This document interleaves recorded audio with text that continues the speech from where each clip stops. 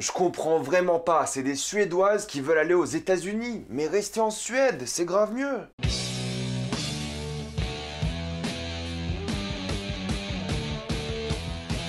Quicksand, rien de plus grand. Comme d'habitude, ce qui est indiqué dans le titre de la vidéo, il n'y aura pas de spoiler, parce que vous êtes tranquille, après on va tout spoiler. Netflix viennent de sortir leur première série suédoise. On avance en Europe, on avance. Quicksand est l'histoire de cette fusillade dans une école en banlieue de Stockholm. On va suivre Maya, la principale suspecte de cette fusillade, de son parcours en prison jusqu'à son procès. Tout ça mélangé à des flashbacks et à sa relation amoureuse avec Sébastien. Sébastien qu'elle connaît quand même depuis quelques temps, depuis qu'ils sont petits. C'est une série assez intéressante parce que déjà c'est une mini-série, c'est constitué de 6 épisodes. On va suivre tout l'aspect prison et l'aspect procès avec Maya et tout l'aspect relation toxique avec Sébastien et Maya. Donc on a vraiment deux parties bien distinctes de cette série, la partie actuelle avec la prison et le procès et la partie flashback avec vraiment la vie de Maya avant la fusillade. C'est une série que vous m'avez beaucoup recommandé de regarder pour en faire une critique. Et je suis assez partagé par rapport à cette série parce que j'aime beaucoup certaines scènes de cette série, certains épisodes. Tout l'aspect procès, j'ai vraiment beaucoup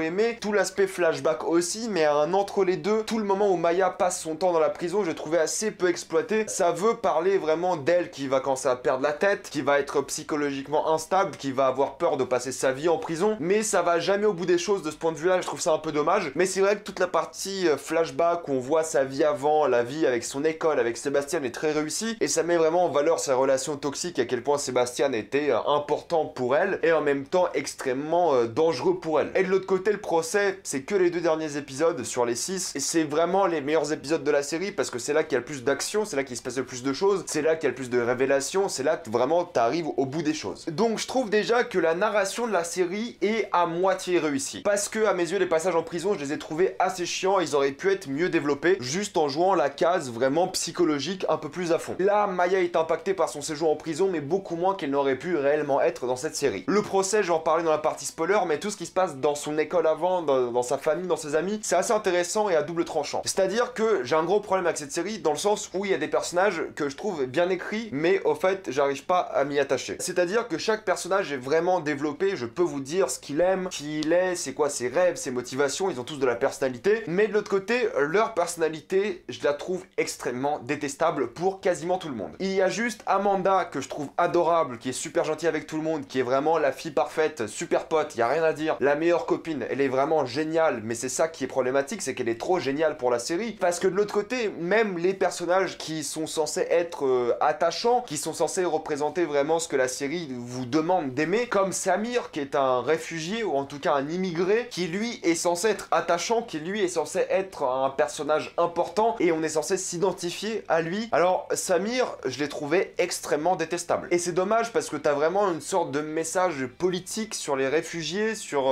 la société capitaliste, mais c'est fait d'une manière tellement fainéante que Samir est détestable. Si Samir était un exemple de société, alors oui, le message politique des réfugiés, de la cause capitaliste et des problèmes des riches et des pauvres aurait fonctionné. Mais là, vu que Samir est complètement détestable, il a évidemment des qualités, mais c'est un mec extrêmement jaloux, possessif, vraiment ingrat, méprisant, menteur. C'est un mec qui est vraiment détestable. Il a des qualités, hein. C'est pas qu'un mec affreux, mais c'est un peu la force et le défaut de la série, c'est que la force c'est d'avoir des personnages bien écrits, complets, qui sont ni trop gentils ni trop méchants. Amanda elle est trop gentille, mais en même temps il y a des gens comme ça qui sont trop gentils comme Amanda. Elle est pas parfaite non plus, il y a des moments où elle pète un peu un câble, mais c'est légitime. Mais Samir vraiment, qui est censé être un peu l'icône de cette série, je trouve, est complètement névrosé. Et c'est le problème de tous les personnages, c'est qu'ils sont tous complètement névrosés. Mais en tant que série, je le répète, hein, c'est une qualité parce que c'est des personnages bien écrits et développés. Mais c'est vrai que quand tu regardes une série où tu détestes quasiment tous les personnages, c'est compliqué. Parlons de Maya, même Maya, ça, elle devient extrêmement méprisante très très vite. T'as pas vraiment envie que son procès se passe bien à certains moments, c'est ça qui est détestable. Tu comprends au moins pourquoi elle est amoureuse de Sébastien, y a pas de souci, mais son comportement, t'as envie de la gifler tout le long quoi. Et quand t'as un personnage principal que t'as envie de gifler tout le long,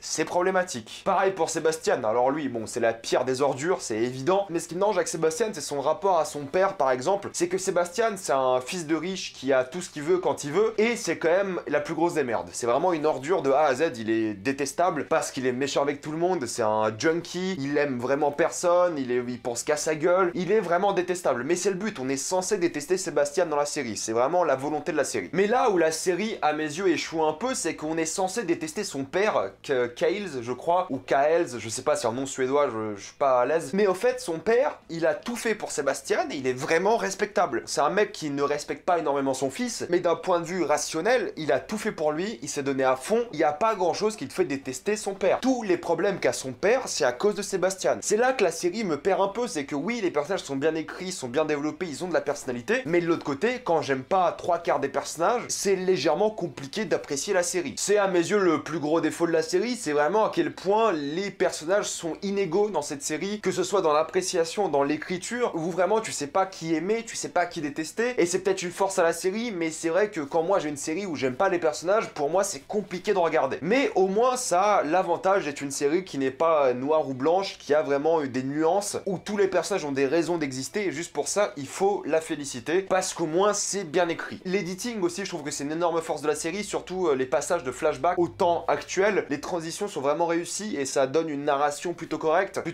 parce que je trouve que les transitions prison, flashback sont pas tout le temps réussies, c'est vraiment au début que c'est réussi, à la fin sur le procès où c'est vraiment top. Il y a un manque assez cruel de musique, il y en a vraiment pas du tout, et je trouve qu'il y a un vrai manque d'ambiance, et c'est vraiment dommage. Il n'y a pas d'ambiance de solitude ou d'ambiance d'attaque psychologique, de problèmes psychologiques, d'ambiance de dépressif, il y a vraiment pas ça dans la série, parce que la série s'attarde assez peu sur l'effet visuel et se concentre vraiment sur les personnages et sur les événements de la série. Le focus de la série, c'est vraiment les événements et le côté thriller. J'ai quand même beaucoup aimé le premier épisode qui faisait penser un peu à cet amour d'été, un peu à la Call Me By Your Name. C'était vraiment l'amour estival et ça marchait très bien de ce point de vue-là. T'as envie d'aller en vacances, t'as envie de trouver une copine pendant 2 mois pour l'été. Ça donne vraiment cet aspect vraiment comme Call Me By Your Name, et c'est quelque chose qui est difficile à obtenir. Mais justement, c'est le seul effet de style, c'est la seule ambiance qui était réussie, c'était ce premier épisode-là. Ensuite, il n'y a pas d'ambiance claustrophobique, il n'y a rien de ce point de vue-là et je trouve ça un peu dommage. Le fait de se concentrer un peu plus sur son style que son écriture et ses personnages aurait renforcé un peu plus la série, à mon avis. Même si c'est pas vraiment le but de la série, mais je trouve ça dommage. Pour conclure, j'ai pas été particulièrement happé par la série, j'ai pas voulu binge-watcher tous les épisodes, c'est pas une série que j'ai trouvé extrêmement addictive. Évidemment, t'as envie de savoir comment ça finit, qui est vraiment coupable, est-ce que Maya est réellement coupable, t'as envie vraiment de connaître ses personnages, de voir qui ils sont, même si voilà, j'ai un problème avec eux parce qu'ils sont bien écrits, mais je les trouve détestables, ce qui pour beaucoup de personnes peut vraiment casser la série, parce que vous allez juste être,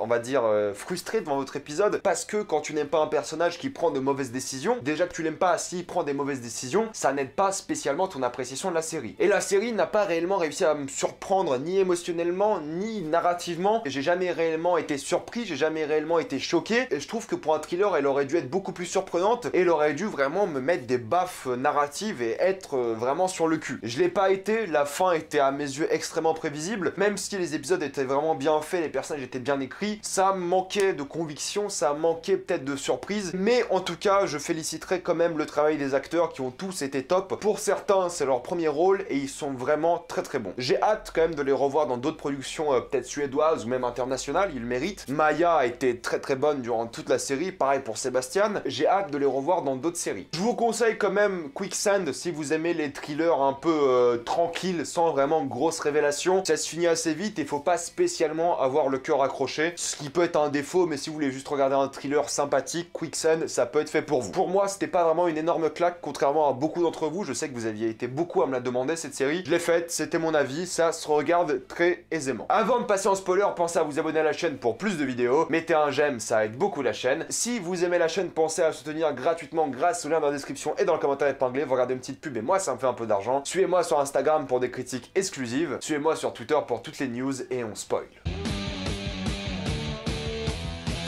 Pour spoiler un peu, parlons des personnages parce que c'est vraiment le seul point d'intérêt de la série, ça et la manière dont le crime s'est passé, la fusillade s'est passée. Je vais peut-être commencer par l'avocat dont j'ai pas réellement parlé en spoiler. Je l'ai trouvé sympathique à suivre, je l'ai trouvé vraiment bien interprété. Il était confiant, il avait une bonne emprise de la situation, même si t'as l'impression que c'est un peu un loser au début, il est vraiment très carré et très bien organisé. Et à la fin, durant le procès, quand il démonte complètement Samir, c'était très satisfaisant et c'était une très belle chose à voir parce que jusqu'à ce moment-là, tu savais pas vraiment de quoi cet avocat était capable et à la fin de celui-ci, tu le sais. français et c'est vraiment impressionnant. Il est vraiment très efficace. C'est les détectives que j'ai trouvé moins impressionnants. Ils font leur travail mais ils sont fatalement assez oubliables. Amanda, j'ai tout dit sur elle, elle est adorable. J'ai vraiment adoré dans cette série et c'était vraiment surprenant la manière dont elle est morte. C'est bel et bien Maya qui lui a tiré dessus. Elle n'a pas fait exprès, mais que la personne la plus adorable et la plus gentille et la plus compréhensive, même si à un moment elle s'énerve contre Maya parce qu'elle a trompé Sébastien, ce qui est logique parce que Amanda c'est quelqu'un de très carré et de sympathique, donc quand sa meilleure amie trompe le meilleur ami de son copain, elle est un peu vénère et c'est compréhensible, mais le fait de la voir mourir comme ça c'était vraiment impactant parce qu'elle le méritait pas et c'était pas volontaire. Au moins elle est morte rapidement, c'est la moindre des choses. Mais c'est vrai que je l'ai beaucoup aimé, elle avait un vrai impact et c'était vraiment la force opposée à Maya, parce que Maya est extrêmement instable durant toute la série, mais c'est à cause de Sébastien, on va en parler juste après. Pour moi c'est Dennis qui sortait de nulle part, c'est le dealer des soirées. Jusqu'à la fin de la saison, je savais même pas qu'il était dans la classe des élèves, j'ai jamais fait gaffe, et quand on dit qu'il est là et qu'il se fait buter par Sébastien, ça ne m'a pas du tout impacté. Ce qui est dingue, c'est que lui était parmi les plus rationnels, ça reste un dealer de drogue, il est là pour faire son business, il était là en disant à Maya que c'est pas moi qui ai coupé les veines de ton copain, c'est pas moi qui ai essayé de le suicider, c'est lui qui se fait ça tout seul. Moi, je vends juste. Il était beaucoup plus rationnel que quasiment tous les autres personnages. Aussi déçu que le prof se soit fait tuer, il avait l'air sympa et compatissant, il pensait beaucoup de choses de ses élèves, il s'impliquait dans leur vie justement quand il voyait que Maya et Sébastien ça allait pas bien, donc j'ai bien aimé leur rapport et c'était vraiment très touchant je trouve, et c'est vraiment horrible quand tu le vois ramper à la fin, t'as un peu un pincement au cœur et c'est tout à fait légitime. C'est le père de Sébastien que j'ai trouvé vraiment, mine de rien, il lui a tout donné à Sébastien, il est pas sympa avec lui mais il a vraiment tout fait pour lui et Sébastien n'a fait que le décevoir et le décevoir. Donc fatalement j'ai bien aimé son père, même si c'est un gros bâtard avec son fils, hein. Au moins il était là pour son fils à certains moments quoi. Il aurait jamais dû dire certaines choses, c'est évident, mais j'ai pas réussi à le détester plus que la série voulait que je le déteste. Je l'ai trouvé assez attachant parce qu'il a essayé, au moins il a vraiment essayé, alors que Sébastien tu vois jamais qu'il a essayé. T'as juste l'impression qu'il a laissé tomber dès le début. Ça peut être à cause de ses problèmes familiaux, justement, à cause de l'amour paternel qu'il n'a peut-être pas assez, mais t'as l'impression quand même qu'il a eu de l'amour paternel, mais c'est lui qui a déconné. Et du moment qu'il a déconné, c'est son père qui a commencé à le détester. Son père est l'une des raisons pour laquelle Sébastien a pété un câble, et on aurait par contre dû développer un peu plus le fait qu'il soit mort. On sait que Sébastien l'a tué, on n'a jamais réellement eu de conclusion par rapport à ça. Et Samir, honnêtement, moi je l'ai détesté tout le long de la série, hein. Déjà c'est un menteur, il ment sur le travail de ses parents, il assume pas du tout, et le pire c'est que la série essaie de te faire passer un message en mode oui mais c'est un enfant de réfugié, un enfant d'immigré, la vie n'est pas facile pour eux. Écoute, moi je suis enfant d'immigré, première génération, faut se calmer. La Suède, je suis sûr, c'est un pays encore plus progressiste que la France de ce point de vue-là. Il y a un moment, gros, assume, là tu fais tiep. Je me reconnais un peu en lui, je sais ce que c'est de pas avoir des parents spécialement éduqués, voire pas du tout éduqués, et là le fait qu'il mente comme ça, bah ça le rend détestable. Mec, assume, c'est bon, c'est pas compliqué. En plus au début de la série, il est extrêmement jaloux de Sébastien, il traite Maya de chouin, de meuf qui pense qu'à l'argent de Sébastien, et il lui parle vraiment extrêmement mal, vraiment jaloux, possessif, menteur. Comment tu peux ne pas détester Samir? Il est vraiment exécrable, et c'est dommage parce que la série essaie de te faire passer ce message progressiste, mais t'as juste l'impression que Samir est un gros enculé, et c'est tout. Et c'est vraiment dommage. C'est dommage, il aurait pu être vraiment cet immigré sympa, et au fait c'est juste un immigré bâtard, c'est tout. Pourtant sa famille a l'air super cool, hein. Parlons de Sébastien, on voit bien pourquoi lui est dans ce pétrin-là, détesté par sa famille, même s'il est aimé par sa copine, problème avec la drogue, avec l'alcool, fatalement son gros problème c'est son père, mais j'ai jamais eu, je trouve, assez d'informations pour nous conclure la fusillade de la série. Pourquoi d'un coup Sébastien pète un câble et décide de buter tout le monde? C'est pas comme s'il détestait le prof, c'est pas comme s'il détestait Samir, même s'il aime pas trop Samir, c'est pas justifié. Vous allez me dire, justifié pour un mec qui pète un câble et fait une fusillade, ça veut rien dire. Mais tu vois bien qu'il visait Samir, il visait Dennis, il visait pas spécialement Amanda, il la laisse passer. Et déjà, pourquoi il y a que eux dans la classe? Où sont les autres élèves? Je trouve ça un peu facile. Donc c'est dommage la manière dont c'est allé assez vite pour lui. Il a jamais parlé de fusillade à l'école, c'est jamais venu dans son esprit de le faire. Contrairement à la fusillade dans 13 Reasons Why, où là c'était justifié, là il y avait quelque chose qui est amené à la fusillade. Et en plus c'est les États-Unis, donc les fusillades dans les écoles il y en a plein, on est habitué. Mais là vu que c'est la Suède, il y en a pas souvent, il y en a, je sais même pas s'il y en a eu ces dernières années, de mémoire je sais pas. Donc j'aurais aimé en savoir plus sur cette fusillade et d'où c'est venu dans la tête de Sébastien. Maya c'est un peu la victime, oui et non, de cette histoire. C'est que oui, elle a été manipulée par plus ou moins par Sébastien. En fait c'est pas qu'elle a été manipulée, même si elle a été violée par Sébastien, la pauvre. Il a quand même été là pour lui, donc c'est vraiment une relation toxique plus que de manipulation. C'est pas un Joe ou un Dirty John, on n'est pas là encore. Tu comprends vraiment sa souffrance, Même si elle a joué un rôle dans la santé mentale de Sébastien, elle est pas coupable de la fusillade alors qu'elle est jugée pour ça. Donc Maya, c'est vrai qu'elle est assez détestable parce qu'elle a un comportement de merde, elle est méprisante à droite à gauche, elle se comporte mal avec tout le monde, enfin voilà, c'est Maya, mais elle méritait pas de finir en prison, et ça c'est bien que la série ne l'ait pas fait. Par contre, c'est vrai que tout ce passage-là, je l'ai trouvé vraiment prévisible. Le procès se passe extrêmement bien pour Maya. À aucun moment, j'étais inquiet pour elle. Donc j'ai trouvé ça un peu dommage, mais j'ai vraiment beaucoup aimé la scène de la reconstitution qui était vraiment très importante émotionnellement pour Maya, et le montage était suffisamment bien fait pour mélanger présent et passé. Voilà, c'était mon avis sur Quicksand, j'ai trouvé ça sympa, pas une grande série, mais sympathique. Mettez-moi dans les commentaires ce que vous avez pensé de Quicksand. Avez-vous aussi détesté les personnages? Tout ça dans les commentaires. Pensez à vous abonner pour plus de vidéos, mettez un j'aime, ça aide beaucoup la chaîne. Si vous aimez la chaîne, pensez à la soutenir gratuitement grâce au lien dans la description et dans le commentaire épinglé. Vous regardez une petite pub et moi ça me fait un peu d'argent. Suivez-moi sur Instagram pour des critiques exclusives. Suivez-moi sur Twitter pour toutes les news et salut à tous.